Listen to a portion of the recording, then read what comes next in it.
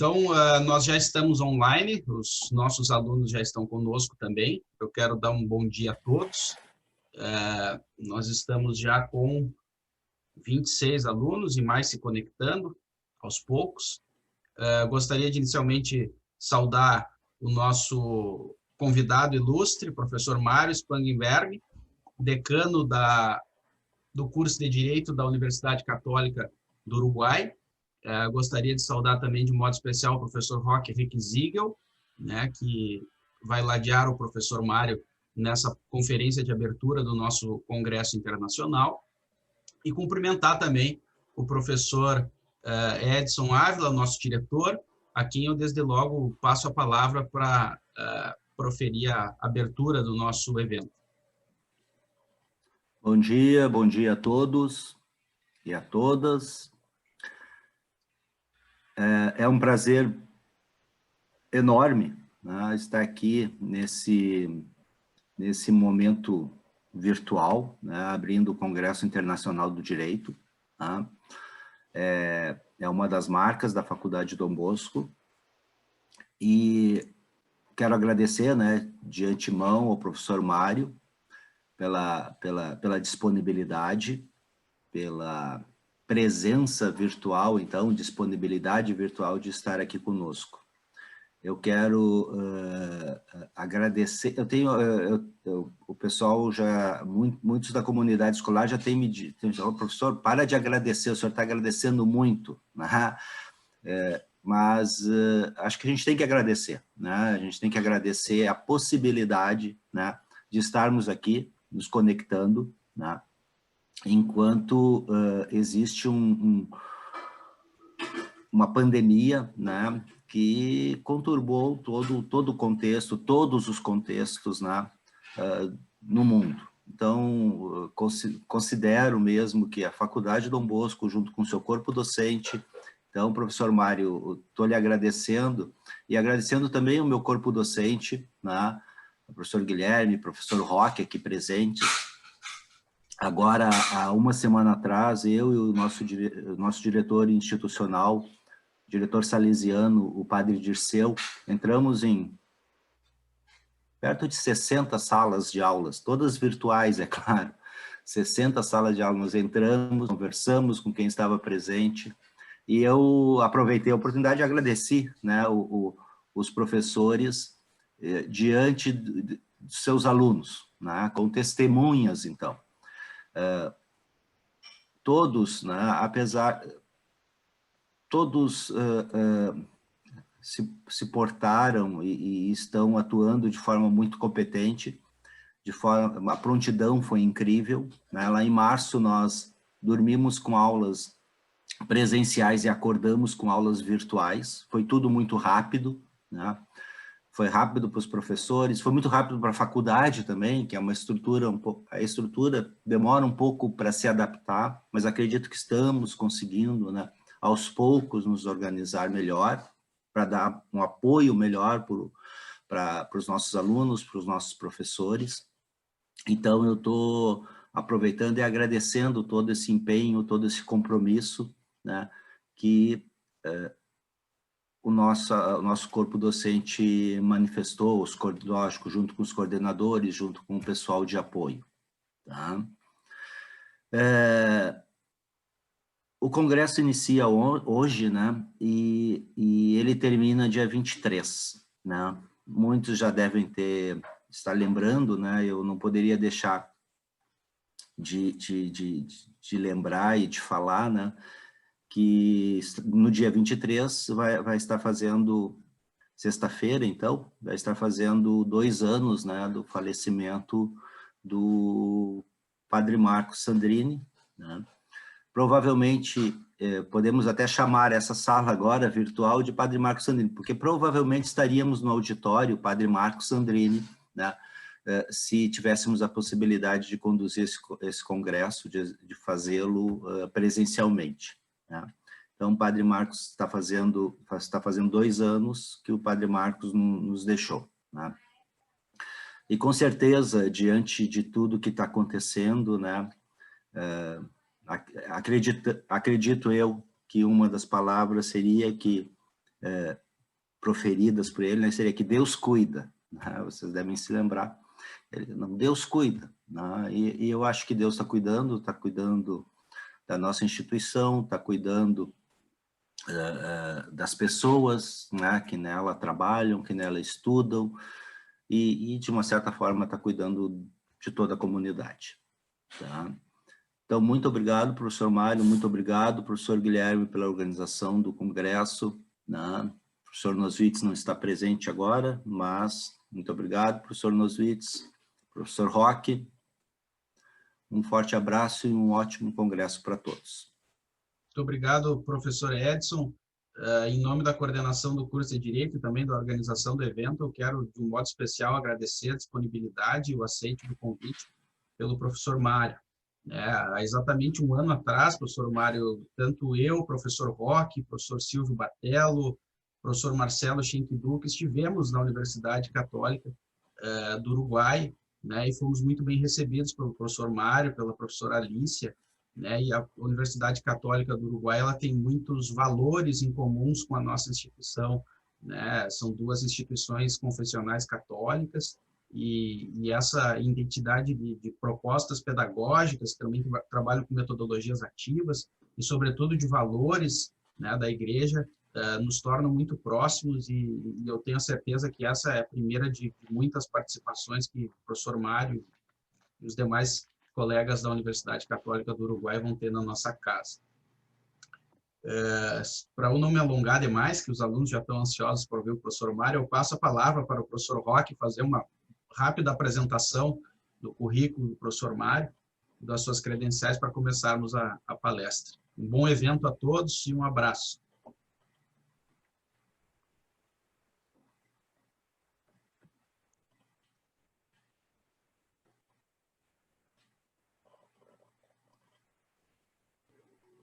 Creo que no tienes el audio activo, Roque. Professor Roque, acho que seu microfone está no mudo. Perfeito. Muito obrigado.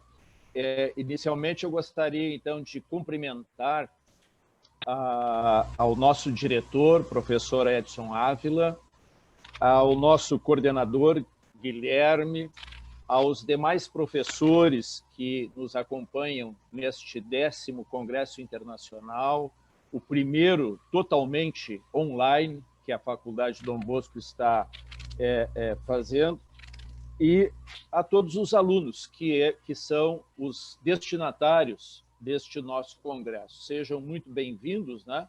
E espero que possamos ter um trabalho brilhante nesses 3 dias de congresso.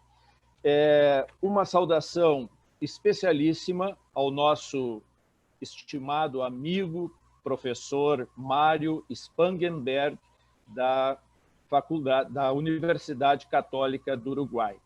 O professor Mário, ele é o diretor, é o decano da Faculdade de Direito e Ciências Humanas da Universidade Católica do Uruguai. Ele é advogado criminalista e é professor de Direito Penal. Nós já tivemos a grata satisfação de nos conhecermos há alguns anos em função de um evento, chamado de Jornadas Interuniversitárias de Direitos Humanos e Direito Constitucional, tá? Que várias universidades, em torno de 20, 22 universidades da América do Sul, vem realizando, né? E cada evento, que são anuais, cada evento ocorre em um dos países, né? Em uma das universidades. E por diversas vezes já tivemos a alegria de levar grupos de alunos da nossa Faculdade Dom Bosco a essas jornadas, né? Sendo que em 2 oportunidades na Universidade Católica do Uruguai, onde, como disse o professor Guilherme, nós fomos muito bem recebidos, né? A palestra que o professor Mário vai nos brindar hoje tem o seguinte tema: o caminho para o direito penal de uma democracia constitucional moderna. Tá? Vivemos momentos muito importantes em termos globais, né?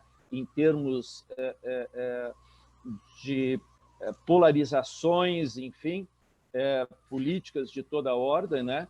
E, afinal de contas, como é que o direito penal está entremeado com essas questões todas, né? Isto e muito mais, então, pretendemos ouvir do professor Mário Spangenberg, a quem, então, de imediato passo a palavra.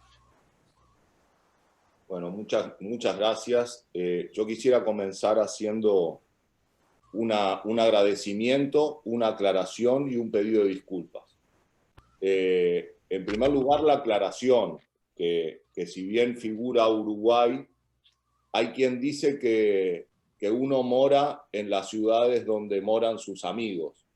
Y si esa frase es verdadera, yo también siento que moro en Porto Alegre, eso es clarísimo. Así que agradecerles por abrirme las puertas una vez más de tanto afecto, tanto cariño y tanta admiración por los queridos amigos Roque, Edson, Guillerme, estaba Roberta, la vi ahí también, el amigo Renato Celayarán y tanta gente más de Porto Alegre. En segundo lugar, el pedido de disculpas porque mi portugués es casi mínimo y como sé que ustedes comprenden mejor el español de lo que nosotros hablamos el portugués, les agradezco la comprensión y la tolerancia de expresarme en otro idioma. Trataré de hacerlo lo más lento posible para que se pueda comprender algo. Y el agradecimiento por poder compartir una especie de terapia de grupo en el cual uno comparte sus dudas, comparte sus intuiciones y comparte sus problemas y allí vemos cómo podemos hacer para compatibilizar estas cosas. Aclarando, insisto, desde el primer momento que les voy a compartir más dudas que certezas y que creo que en el fondo ese es el deber de la academia. Y parte tiene que ver con lo que decía el profesor Edson, de cómo nos hemos tenido que acomodar los profesores a este año tan peculiar y tan raro que nos ha tocado. De algún modo, en nuestra actividad cotidiana hemos tenido que quitarnos las certezas, quitarnos la soberbia, quitarnos una cantidad de factores y volver a aprender a dar clases, así como nuestros alumnos también están aprendiendo día a día.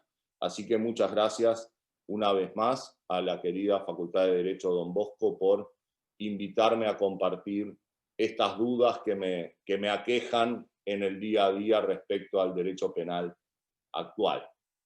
Y para eso quisiera partir desde cómo hemos aprendido nosotros derecho penal, qué derecho penal nos han enseñado a nosotros en las facultades, y es algo que acompaña de algún modo al derecho penal en los últimos siglos. Si uno se pone a pensar en aquella vieja frase del maestro von Litz, que hablaba del derecho penal como magna carta del delincuente, es decir, como un conjunto de reglas y principios que estaban orientados a proteger al indagado por el delito, lo mismo que si repasa aquel trabajo de Cesare Beccaria, de I Delitti e delle Pene, donde todos sus principios y sus axiomas bien podían entenderse o ser interpretados al modo de proteger al indagado, y va más allá e intenta comprender por qué eso era así, cuál era el sentido de tener un derecho penal orientado principalmente a proteger al indagado por el delito, lo tiene que hacer desde una perspectiva histórico-constitucional, le llamaría yo, o histórico-política. Y ahí comenzamos a darnos cuenta que todos los principios clásicos del derecho penal, legalidad, subsidiariedad, proporcionalidad, el principio de última ratio, han sido construidos y han sido montados en una peculiar realidad histórico-política, donde básicamente lo que teníamos era una relación entre un monarca, entre un poder soberano y un súbdito. El monarca dictaba las reglas y aplicaba las sanciones, y el súbdito desobediente tenía que vérselas con la arbitrariedad del monarca o del príncipe. Y en ese sentido, parece lógico que el derecho penal haya avanzado en crear un manto de protección que de algún modo cuidara al súbdito casi indefenso frente a la eventual arbitrariedad punitiva del monarca a la hora de sancionar. Es decir, era una relación clásica entre quien establece las normas y quien por debajo de él las desobedece y se expone a ser sancionado por esa desobediencia. Y en ese sentido, tanto desde el punto de vista de lo que podríamos llamar el derecho penal sustantivo, como desde el punto de vista de las declaraciones internacionales en materia de derechos fundamentales, la lógica del derecho penal a lo largo de estos siglos y hasta no hace muy poco tiempo, ha sido siempre la de proteger al indagado o al delincuente frente a la arbitrariedad punitiva del Estado.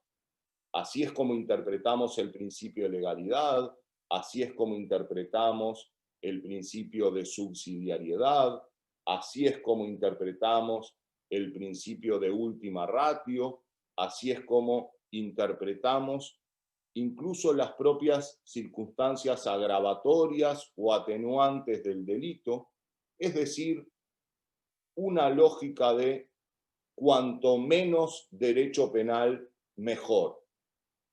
Y la protección del individuo giraba en torno a limitar las posibilidades del Estado de utilizar el derecho penal frente a las personas. Y esa lógica, insisto, ha sido la lógica en la que todos nosotros nos hemos formado. En los hechos, tanto si el profesor Roque como yo hubiéramos contestado algo distinto en un examen de derecho penal, yo creo que no solo hubiéramos perdido el examen, sino que nos hubieran echado de la facultad por pensar locuras totalmente distintas a las que eran el modo clásico de entender el derecho penal. Y en ese camino, de algún modo, el derecho penal no ha tenido grandes sacudones, no ha tenido grandes transformaciones hasta hace apenas un par de décadas. En los hechos, si uno analiza en profundidad la moderna dogmática penal, que podríamos llamar del estilo del esquema de Ferraioli, o la moderna dogmática penal del estilo de Klaus Roxin, etc., vamos a ver que la distancia conceptual entre Ferraioli y von Litz no es una distancia muy grande. Obviamente se trata de teorías o tratados mucho más sofisticados desde el punto de vista científico. Pero la distancia conceptual en realidad no es tal. Están mucho más cerca, están casi hermanados, solo que con una sofisticación mucho mayor. Y hasta hace poco, de algún modo, la dogmática parecía agotarse en el análisis de la teoría del hecho punible, en el análisis de la teoría del delito, a un grado de detalle que era casi hartante, era agotador. Uno ve las discusiones, por ejemplo, que se daban en Alemania hasta hace poco tiempo, y parecía que cada vez nos íbamos alejando más de la realidad de las cosas, de la realidad de los verdaderos problemas urgentes de la dogmática.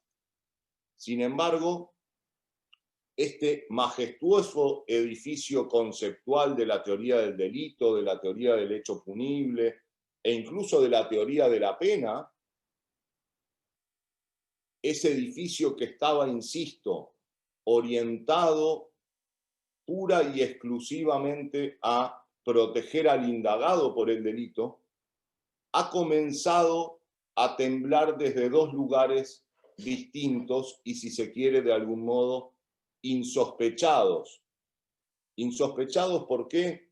Porque básicamente el derecho penal o la academia científica penal ha mirado durante mucho tiempo con desdén, con aires de superioridad, al derecho procesal penal, por un lado, y al derecho penal internacional o a las convenciones internacionales en materia de derechos fundamentales.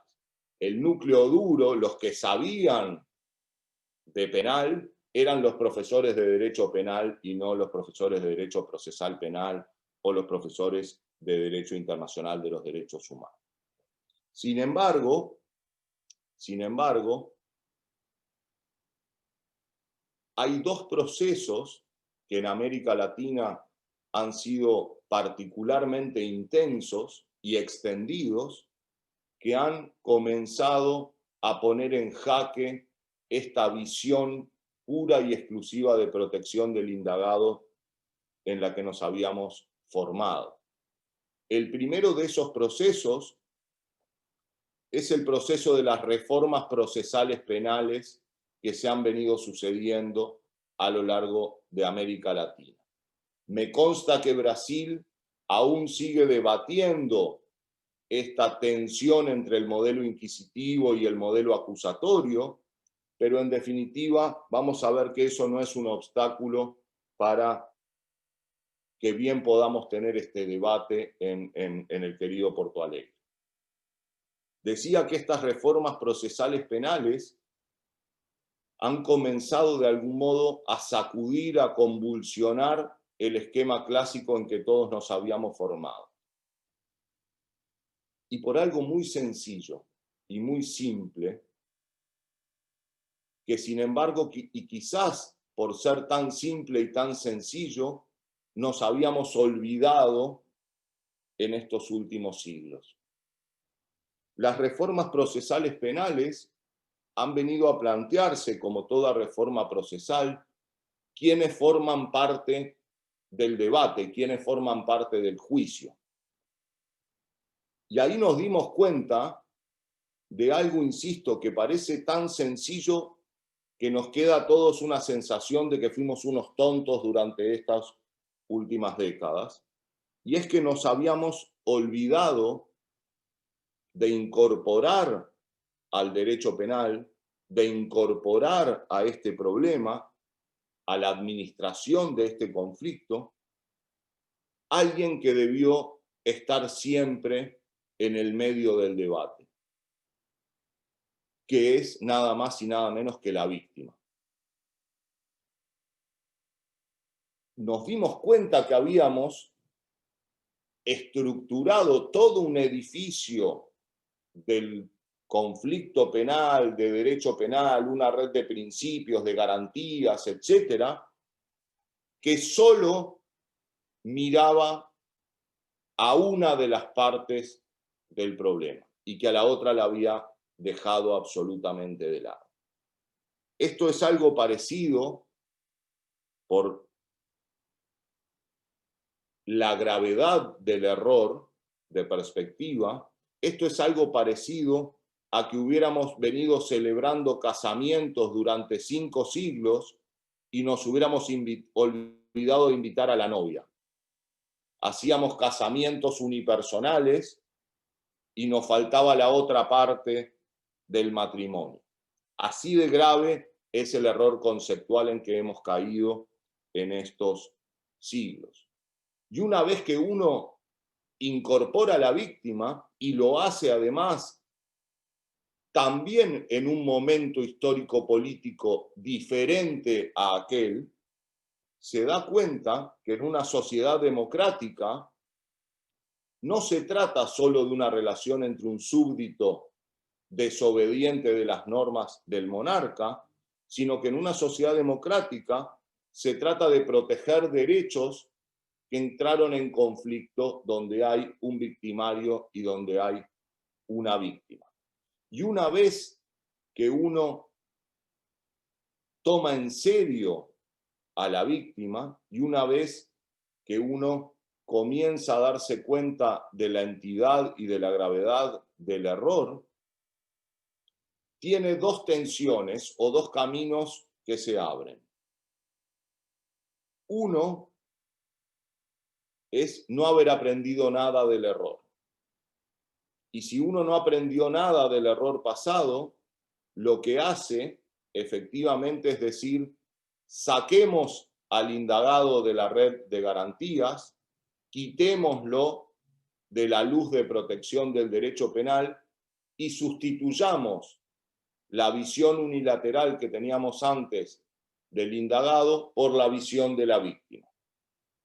Le dirimos, señor indagado, usted ya gozó de 5 siglos de garantías constitucionales, ahora es el lugar de la víctima, usted no tiene ninguna, todas las estrellas giran alrededor de la víctima. Insisto, eso significa no haber aprendido nada del pasado. El verdadero desafío en este sentido es comenzar a dotar de protección, de reconocimiento, etcétera, a la víctima sin abandonar o pudiendo armonizar ese reconocimiento con las garantías y principios de protección al indagado. Pero ocurre algo más cuando uno incorpora a la víctima. Porque si uno incorpora a la víctima, lo primero que debe hacer, si la incorpora de verdad, no si la incorpora como un florero en el costado, si la incorpora de verdad, uno debería preguntarle, bueno, señora víctima, ¿qué es lo que usted pretende de todo este conflicto? ¿Qué es lo que usted quiere al final? ¿Qué es aquello con lo cual usted se sentiría satisfecha? Y, por ejemplo, vayamos al caso de que a la víctima le robaron el televisor que tenía en su casa. ¿Qué es lo que nos va a decir la víctima seguramente en esa situación? Y la víctima lo que nos va a decir es, quiero que me devuelvan el televisor. El televisor que yo tenía en el living de mi casa ayer, lo quiero tener de vuelta porque quiero ver el partido del Inter o del Gremio, etcétera, y ya no lo puedo ver. Y efectivamente deberíamos pretender respetarle ese derecho. ¿Qué va a decir el indagado? Bueno, yo devuelvo el televisor. Perfecto. Ahora, si yo devuelvo el televisor, me voy para mi casa, ¿no? Porque ya cumplí, la víctima está satisfecha, y en efecto, si le devolvemos el televisor, la víctima va a decir, Porto Alegre tiene el mejor sistema de justicia penal del mundo.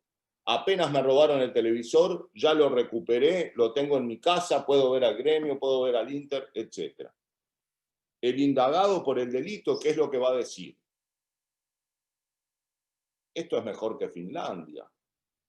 Salgo a robar, si me atrapan, en el peor de los casos, devuelvo el televisor, es decir, me quedo con lo mismo que tenía antes. Si no me atrapan, me quedo con el televisor. Y así podemos seguir, y esa es la tentación de incorporar inicialmente a la víctima. Y eso efectivamente ha venido ocurriendo en muchos de los países que reformaron el proceso penal y cambiaron víctima por indagado.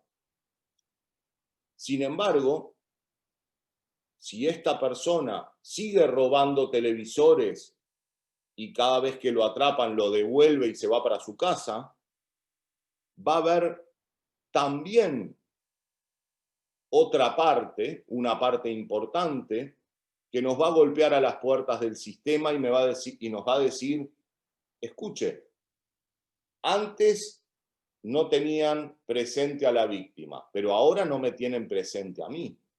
¿Que quiénes son? Es el resto de la sociedad que también tiene derecho a ser considerada en todo esto y que también tiene derecho a no estar esperando a que capaz que le roban el televisor. Entonces, uno de los enormes desafíos que plantea este tortuoso camino hacia un derecho penal de una democracia constitucional moderna es que cuando antes nos quedábamos satisfechos con cumplir con las garantías y principios de una sola parte del indagado por el delito, ahora debemos cumplir al menos con 3 partes en conflicto. Por un lado, con el indagado, a quien, insisto, no podemos sacrificar, porque eso sería lo más fácil, pero sería absolutamente antidemocrático. Pero además del indagado, tenemos que cumplir con la víctima. Tenemos que cumplir con la víctima, además, en un proceso en el cual ya no podemos, como antes en los procesos escritos, poner a la víctima en un expediente papel, tirarla para la oficina de al lado, ponerle otras víctimas arriba, etc. En un proceso oral, público y transparente, la víctima está ahí presente y, señor, y va a llorar y se va a quejar y tiene derecho a hacerlo y tiene derecho a ser respetada. Es decir, tiene que cumplir también con otra parte. Pero como si esto no fuera un desafío monumental para el derecho penal, también nos estamos dando cuenta de que tenemos que cumplir con el resto de la sociedad que tiene derecho a una convivencia pacífica y que eso fue lo que de algún modo fundó el derecho penal. Esta triple relación entre indagado, víctima y sociedad es una de las tareas más complejas que enfrenta el derecho penal en las próximas décadas. Pero es una complejidad que no debería llamarnos la atención. Es más, lo que debería llamarnos la atención sería lo contrario.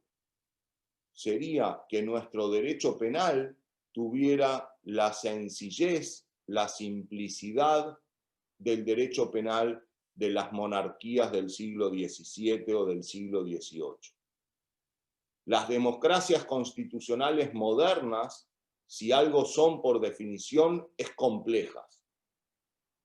Es mucho más trabajoso, es mucho más costoso comenzar a armonizar derechos en conflicto y no hacer como hacían las monarquías o las tiranías, que eran golpear la mesa y resolver lo que se va a hacer y punto.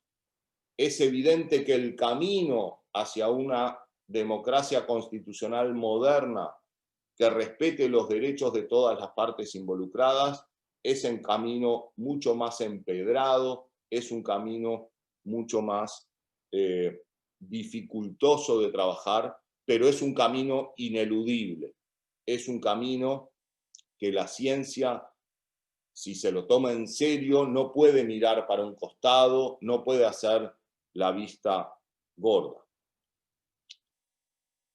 Y finalmente, o casi finalmente, junto a estas reformas procesales penales que cambiaron la lógica de cuanto menos derecho penal mejor, porque pasaron a decirnos, usted también tiene que ocuparse de las víctimas y también tiene que ocuparse del resto de la sociedad.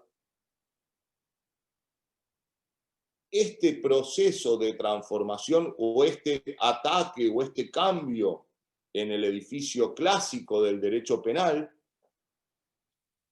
ha comenzado a tener lugar en las convenciones internacionales en materia de derechos humanos. Convenciones que hasta hace unos pocos años también repetían la lógica de cuanto menos derecho penal mejor, y de algún modo hacían una ratificación de los principios y reglas que ya teníamos establecidos en las constituciones y en los códigos penales.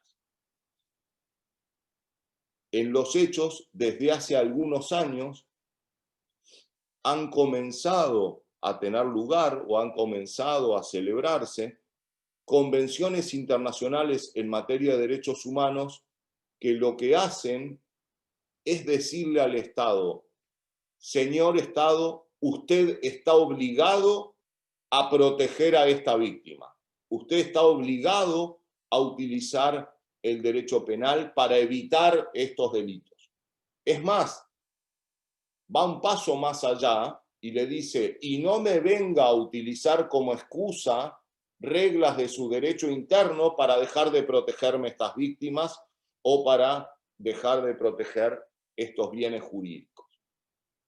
Este proceso comienza básicamente con las convenciones en materia de crímenes de lesa humanidad, genocidio, etc. Luego se trasladan a convenciones en materia de narcotráfico, terrorismo y demás, y tienen, en mi opinión, su punto más elevado en una convención que sé que para nosotros tiene un sabor particularmente cercano, que es la Convención de Belém do Pará. Belém do Pará es la convención que termina por ratificar este enorme cambio de rumbo en materia de protección internacional de víctimas a través del derecho penal, y le establece claramente a los estados la obligación de utilizar el derecho penal para proteger a las víctimas de la violencia de género, discriminación, etc., sin que puedan los estados excusarse en sus reglas de derecho interno.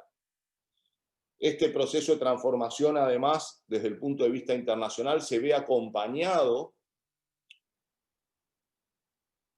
por una modificación en el modo en que entendemos a las convenciones internacionales, que no es un tema menor.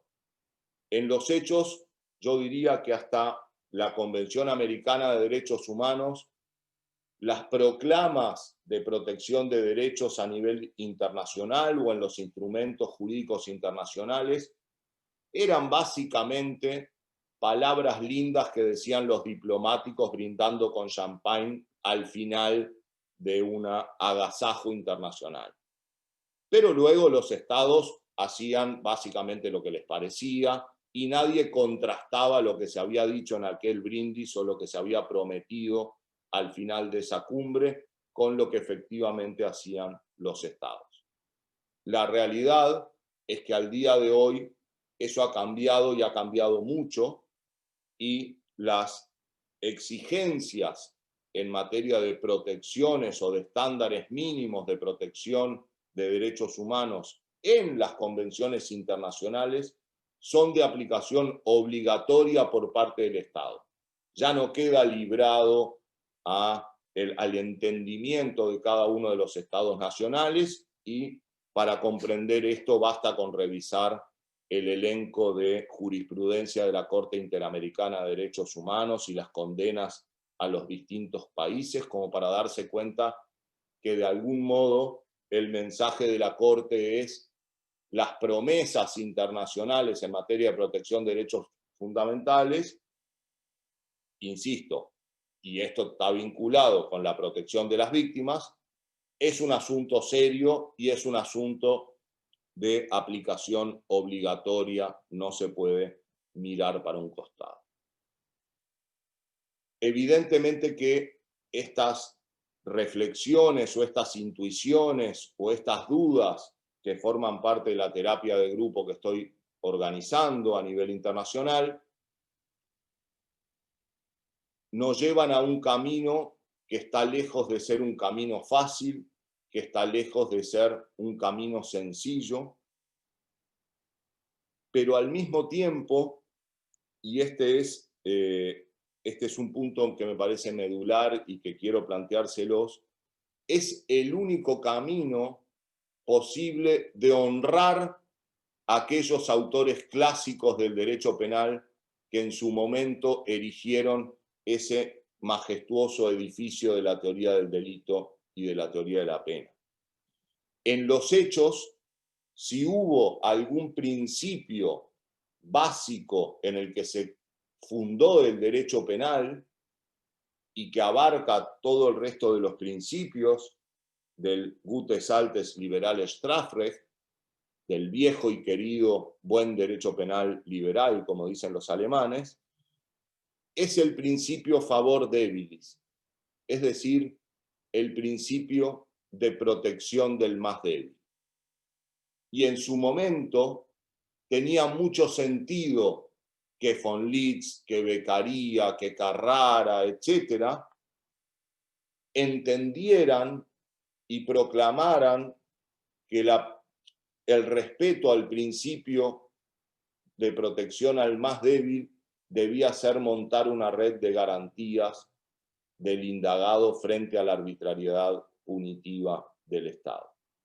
Sin embargo, para honrar a esos maestros, la pregunta que nos deberíamos hacer, que como todas las preguntas que valen la pena hacerse, es una pregunta incómoda, es ¿qué nos exige al día de hoy el principio de protección del más débil?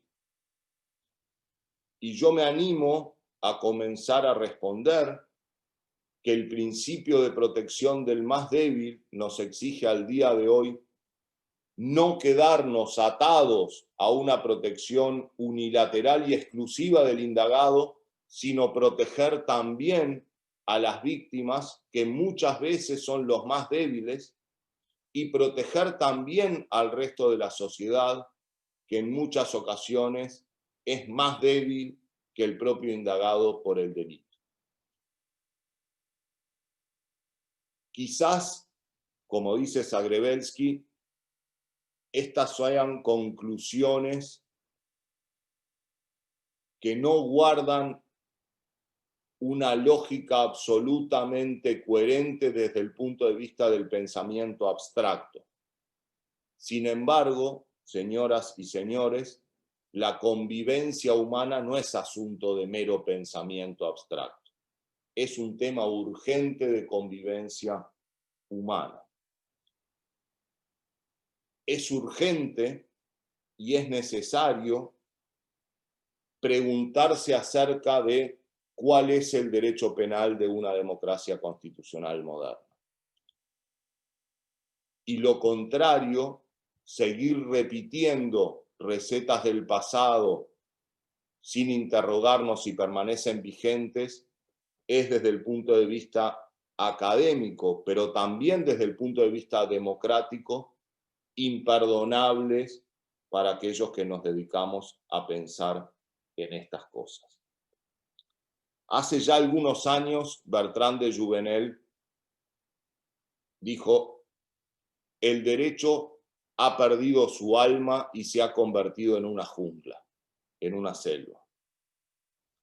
Y efectivamente, todos, y los estudiantes seguramente lo sufran más que los profesores, nos vemos enredados en junglas y selvas y marañas de disposiciones jurídicas, decretos, leyes que reglamentan las leyes, decretos que reglamentan los decretos, etcétera, etcétera, etcétera.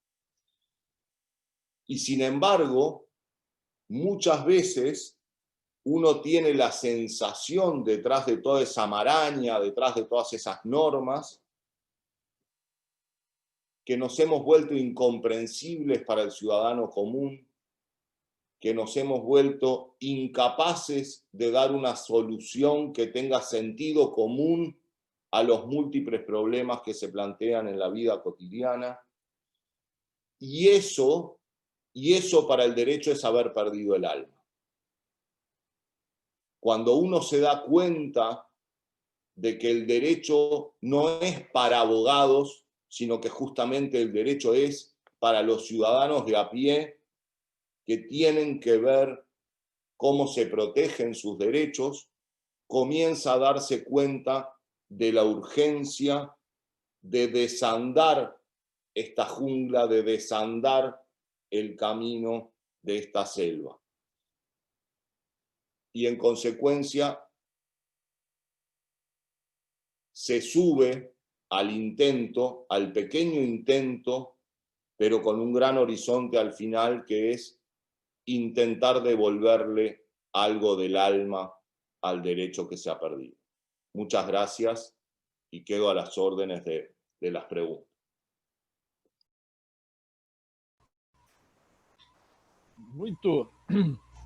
Muito esclarecedora, muito didática a fala do professor Mário, né? Sem dúvida alguma, de grande valia.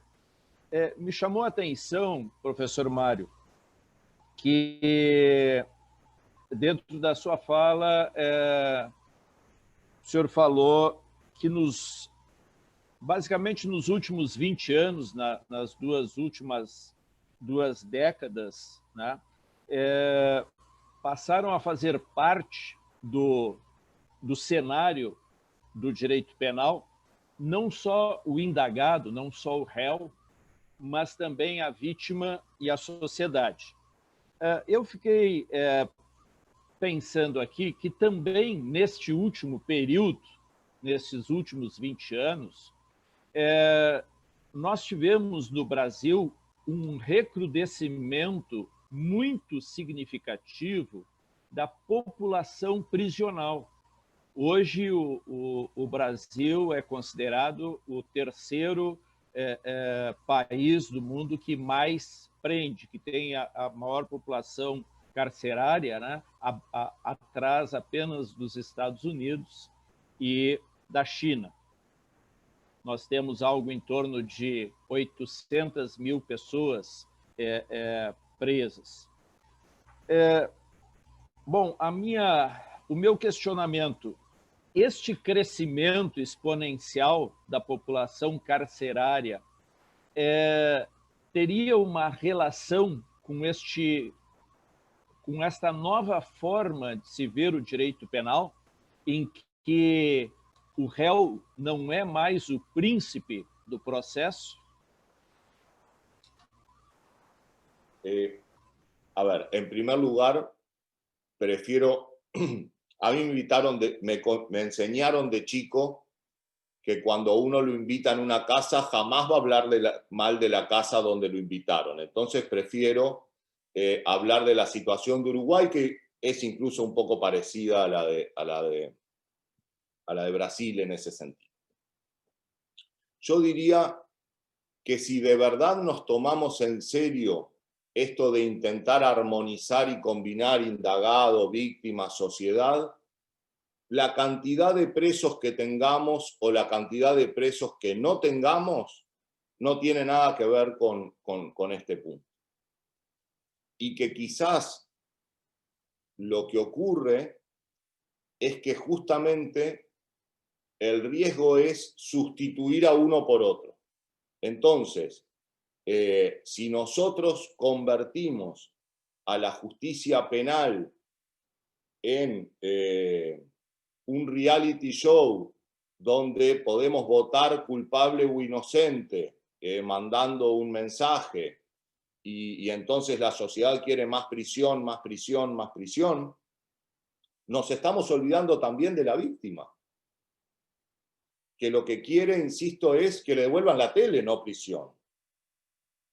Y que además después ya sabemos a qué nos conduce, que el individuo, el delincuente o el reo, que de algún modo sabe que si lo atrapan va a ir 20 años en la cadena, lo que va a hacer es capaz dispararle al policía en lugar de entregarse a las fuerzas del orden. Entonces, este es un camino que en mi opinión no debería conducir a tener más prisión ni menos prisión. Son como dos lógicas distintas. Por otro lado, yo creo que las sociedades latinoamericanas tendemos a simplificar lo que es la sociedad. y cuáles son los intereses de la sociedad. Y muchas veces esto uno lo ve bueno, ahora no se puede hacer tanto, pero antes cuando había manifestaciones en la vía pública, había algunas que gritaban, si esto no es el pueblo ¿dónde está? Y eran 20 personas las que habían ahí, ¿no? Entonces claramente esos no eran el pueblo mientras tanto estaba trabajando, no tenía ni tiempo de ir a la manifestación. Entonces, muchas veces tendemos a interpretar como voluntad de la sociedad lo que en definitiva son 40 personas gritando en una calle. Y no necesariamente coinciden, es como mucho más complejo que eso. Y muchas veces hay toda una sociedad que es la silenciosa, que nos cuesta interpretarla, nos cuesta entenderla. En realidad, la incorporación de la sociedad como parte de la ecuación, entiendo yo, tiene que ver con abandonar la primera versión, que yo diría es una versión ingenua de la justicia restaurativa. En los hechos ha ocurrido lo siguiente: pasamos de una teoría de la pena que en sus distintas manifestaciones, retributiva, preventivo especial, preventivo general, positiva, negativa, todo lo que uno quiera, era únicamente castigo. Y no podía salir de esa lógica del castigo. Cuando incorporamos a la víctima, surge todo el tema de la justicia restaurativa y todo el tema de la autocomposición del conflicto. Sin embargo, eso que parecía ser una alternativa es en muchos casos una alternativa absolutamente irreal. Y por eso, discúlpenme, pero no tengo pudor en decir que en ese sentido, por ejemplo, el profesor Zaffaroni en Argentina le ha hecho mucho daño a la dogmática penal latinoamericana. Porque nos hemos quedado en una falsa dicotomía entre teoría de la pena clásica o justicia restaurativa. Yo creo que la justicia restaurativa también tiene que cumplir con determinadas exigencias de convivencia social mínima, y no se trata solamente de agarrarnos de la mano y brindar juntos para autocomponer el conflicto. Porque, como decía con el ejemplo del televisor, el resto de los vecinos también tienen derecho a que no sea solo un tema entre víctima y victimario de si le devuelve el televisor o no le devuelve el televisor. Porque yo no quiero estar nervioso de si a mí me van a venir a robar el televisor el día siguiente. Y el desafío de la justicia restaurativa o de la resolución del conflicto penal es establecer criterios científicos de legitimidad y criterios democráticos constitucionales de legitimidad que sirvan tanto para la pena como para la restauración del conflicto.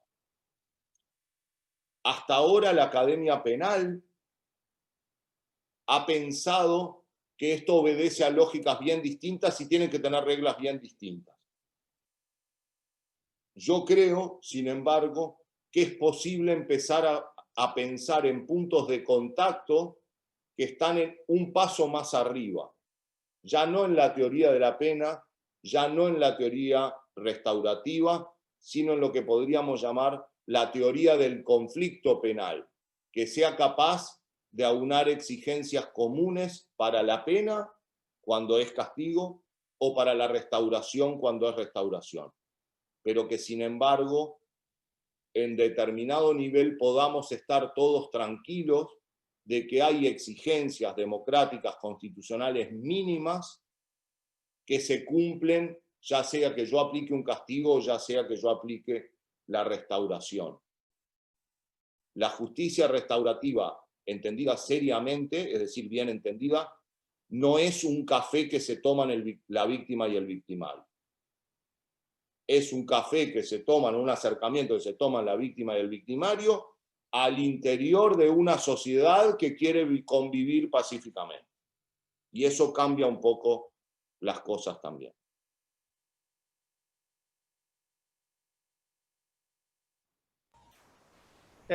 Me parece que várias novidades legislativas no nosso ordenamento jurídico penal, processual penal, já vem, de certa forma, demonstrando essa preocupação com uma nova forma de ver o enfrentamento penal, como, por exemplo, a obrigação de reparar o dano nas proferidas pelo juiz criminal após a condenação criminal, dentro do próprio processo penal.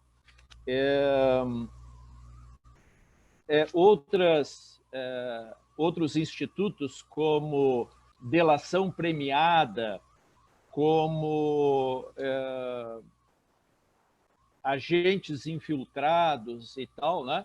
Que me parece que são preocupações não só com a vítima, mas com toda a sociedade, um enfrentamento do crime em face de toda a sociedade. Mas a nossa preocupação, especialmente pelo fato até de termos tido uma formação clássica, é se não se perderá, de alguma maneira, as conquistas, os princípios básicos, como tu iniciaste falando, do princípio da legalidade, da questão da soberania, inclusive, né? Do princípio da soberania estatal, tendo em vista a criminalidade transnacional, né? É um grande desafio que temos aí pela frente, né? E como enfrentar isso, de fato, vai ainda levar, eu acho, mais 2 décadas até que a gente consiga assentar, né, esse entendimento, né? Eu vejo que a professora Roberta entrou aí, não sei se ela teria alguma colocação para fazer. Professora Roberta, bom dia. Bom dia a todos. Bom dia, professor Mário. Olá, como está? Bom dia a todos. Bom dia, professor Edson. Bom dia, professor Guilherme, professor Roque. Na verdade, eu fiz uma pergunta e o professor Guilherme disse, então, entra e faz a pergunta.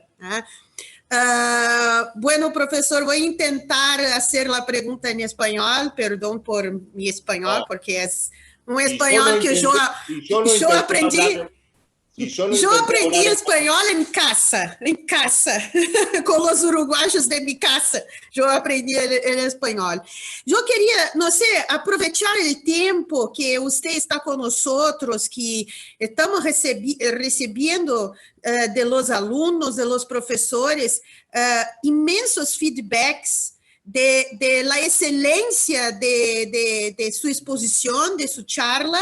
Entonces, vamos a aprovechar un tiempo más. Y mi pregunta es una pregunta un tanto provocativa.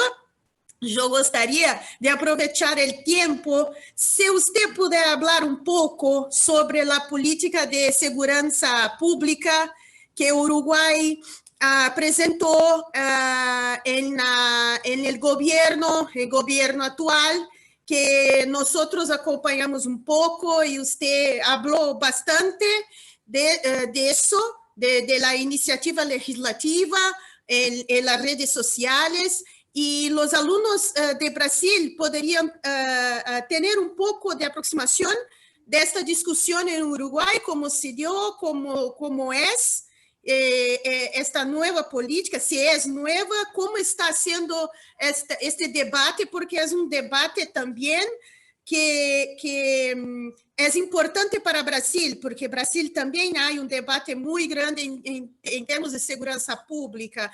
Entonces, no sé si puedes hablar un poco para explicar a los alumnos brasileños la discusión que tuvo en este año, en año pasado, yo no me engano, este año propiamente, acerca de las gestiones de seguridad pública. Primero, un placer, Roberta, charlar contigo de nuevo. A ver, los profesores de Derecho Penal tenemos varios defectos, pero el primero de ellos es intentar dar respuesta a todas las cuestiones, aún aquellas de las que no sabemos casi nada. Y la realidad es que los profesores de Derecho Penal, si sabemos un poquito, es sobre si una solución jurídica es justa o no es justa, o es compatible con la Constitución o compatible con los principios, etc. Ahora, yo sería un atrevido si dijera, esta solución va a ser que bajen los hurtos, o que los hurtos suban, o que el país va a ser más seguro. No digo que eso no sea relevante, es de la mayor relevancia, pero hay muchos científicos mucho más capacitados como para dar una respuesta a eso. Sin embargo, yo sí puedo hablar un poco de algo que me parece que tiene que ver con eso en el fondo, que es la pregunta en torno al proceso penal. En definitiva, es la pregunta en torno al derecho penal aplicado. El derecho penal en el mundo de frutillitas es como un juego de avalorios entre profesores, pero después está el derecho penal de carne y hueso. Y todo sistema de justicia penal o todo proceso penal, en definitiva, es un intento por responder a 3 preguntas. No es mucho más complejo que eso. Son 3 preguntas. ¿Quiénes van a participar de la discusión? ¿De qué forma se va a llevar a cabo esa discusión o ese debate? Y finalmente, ¿qué es lo que pueden resolver luego de esa discusión o debate? ¿Cuáles son las salidas a ese debate?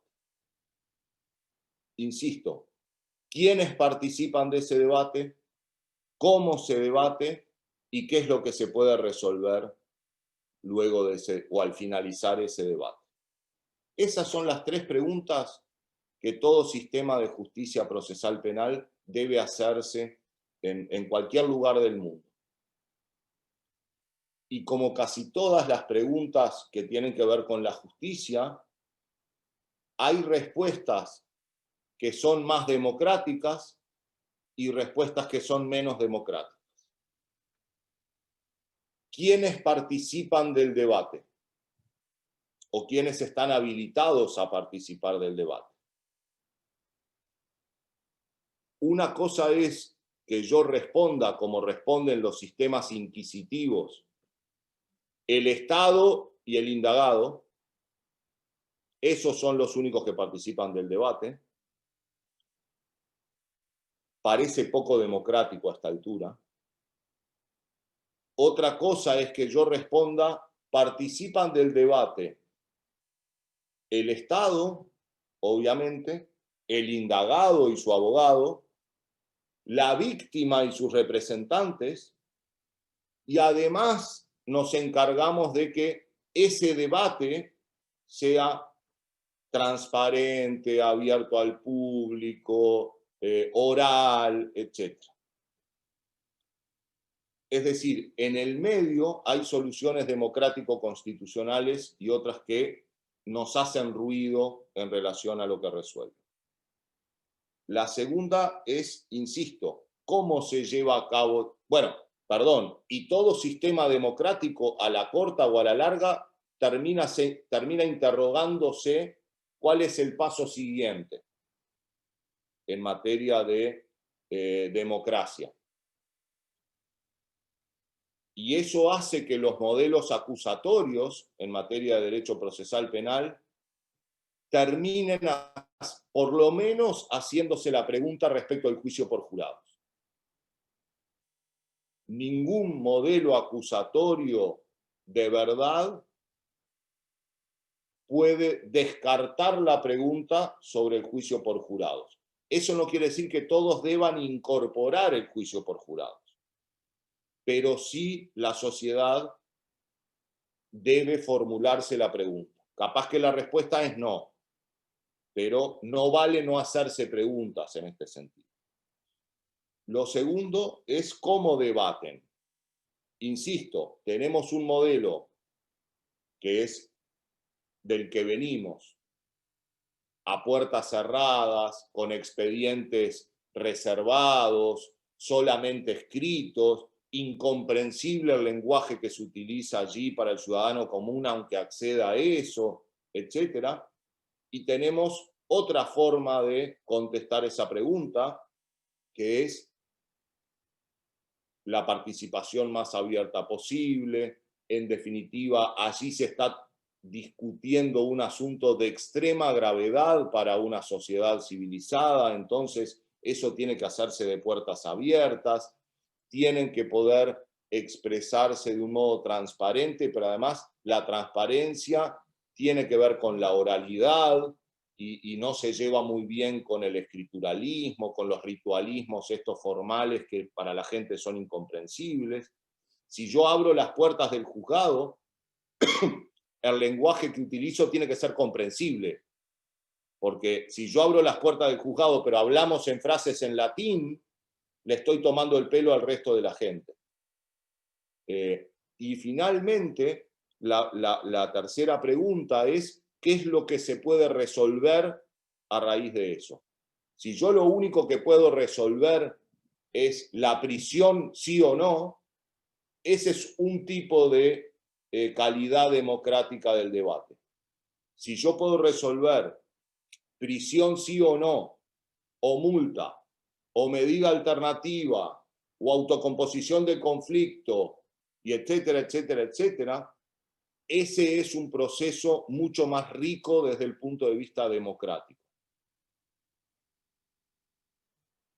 Quizás esto, como decía, no tenga consecuencias directas en materia de mejora de seguridad pública o empeoramiento de la inseguridad pública. Pero sí tiene consecuencias ineludibles en lo que hace a una democracia constitucional,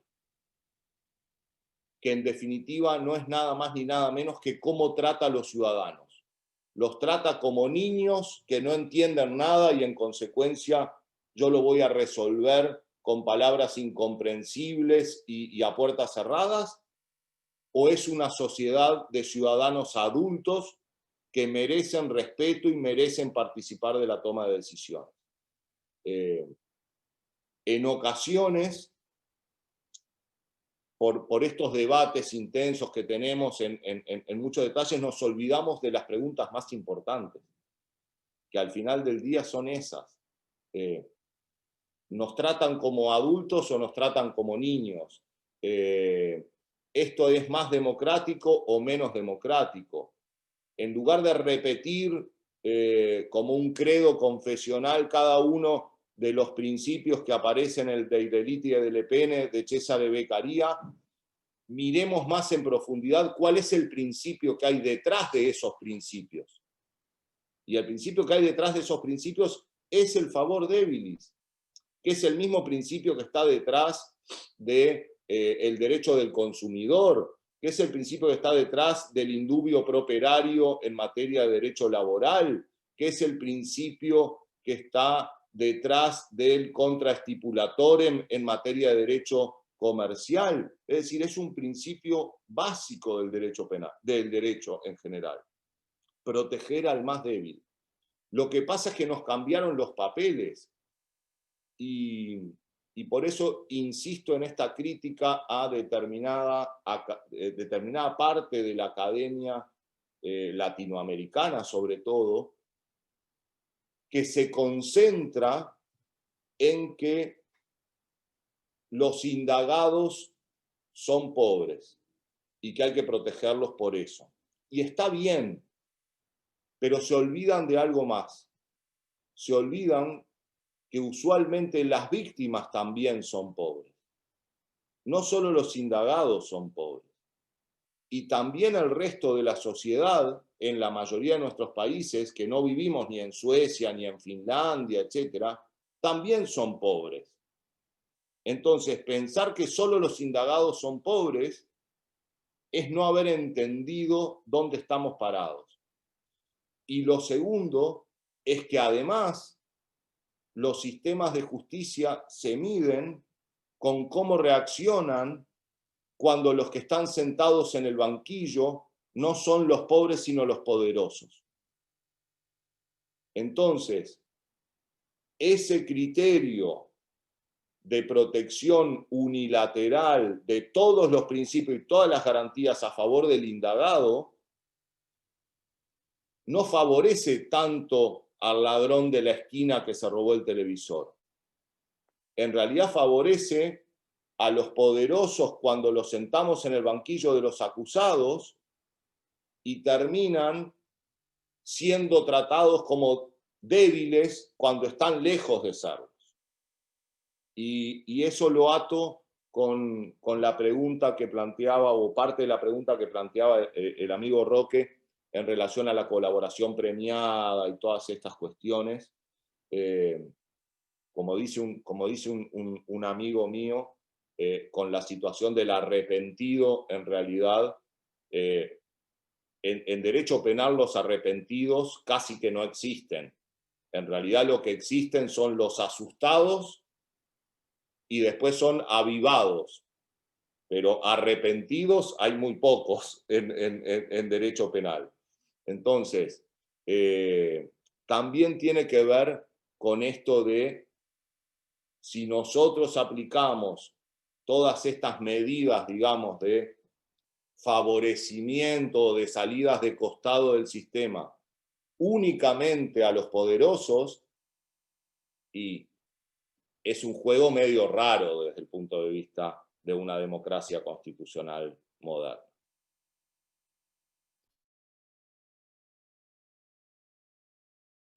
Muchas gracias, professor. Muchas gracias. Placer, Roberta. Pergunto ao professor Guilherme se tem alguma pergunta da assistência. Aqui para mim não chegou nada, professor Roque. Queridos alunos, vocês podem formular suas perguntas a partir do nosso chat, que está disponível a todos, né, ou também a mim diretamente, que eu formulo aqui ao professor Mário. Gostaria de agradecer também ao professor Mário pela brilhante palestra e também retomar aquilo que foi dito ao início, né? Nós temos muito em comum com a Universidade Católica do Uruguai, né? Não só pelo fato de sermos instituições de fé confessional católica, mas também de alguns princípios e valores que nos são muito caros. E o professor Mário, na sua exposição, tocou na questão da justiça restaurativa, né, que é a Faculdade Dom Bosco é uma entusiasta da justiça restaurativa entre jovens e adolescentes. Esse foi um projeto deixado pelo nosso Padre Marcos, né, nos seus últimos anos que esteve conosco aí, e a gente está procurando levar à frente, procurando desenvolver. Bom, não temos mais perguntas aqui. Gostaria de agradecer ao professor Mário, agradecer ao professor Roque também pela assistência, a professora Roberta, professor Edson, padre Dirceu também que nos escuta, o nosso diretor institucional que está nos assistindo e prestigiando o nosso evento. Quero convidar todos para a nossa palestra do turno da noite, né? Às 19 horas, o nosso congresso continua com essa mesma modalidade. Só me deixa aqui confirmar para eu não errar o nome dos palestrantes de hoje à noite. Então, hoje à noite, às 19 horas, nós temos o professor Maurício Zanotelli, que falará sobre a perda da identidade social da lei, uma perspectiva pela teoria geral da lei e pela hermenêutica jurídica. Ladeando o professor Maurício Zanotelli estará o nosso professor Marcos Aurélio Dusso, né? Então fica desde logo o convite para todos. Agradeço e muito a presença e a assiduidade de todos, queridos alunos. Para minha surpresa, o nosso público chegou a 105, 106 alunos, e eu tenho absoluta certeza que presencialmente eu não sei se nós alcançaríamos esse número de participantes do nosso evento, sobretudo no turno da manhã. Então, a abertura do nosso evento, magistralmente feita pelo professor Mário, a quem eu reitero o meu agradecimento. Professor Edson, gostaria de dar uma palavra ao final? Professor Mário, obrigado.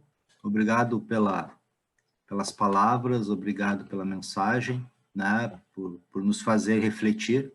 Acredito que, apesar de leigo no assunto, no direito, né, não sou da área do direito, mas acredito que compreendi parte da mensagem.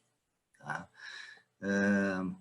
Professores, obrigado pela abertura aí desse nosso congresso internacional. Tá? E fica o convite, né, professor Guilherme, para todos participarem novamente, né, à noite, né, dando continuidade ao nosso congresso internacional, ao nosso encontro, né, do curso de Direito. Muito obrigado e um bom dia de trabalho a todos. Lembrando, obrigado, professor Edson, lembrando aos nossos alunos que o registro da frequência é feito pelo próprio sistema do Zoom, e para obtenção do certificado, aqueles que realizaram a inscrição através do nosso site, né, receberão o certificado em momento oportuno. Gostaria de agradecer, então, a presença de todos e a participação de todos, convidando novamente aí para o nosso turno da noite, às 19 horas, continua o nosso congresso. Obrigado, professor Mário, obrigado, nossos alunos, obrigado a todos. Tchau, tchau. Gracias, un placer, como siempre. Prazer, professor Mário. Muchas gracias. Tchau. Tchau.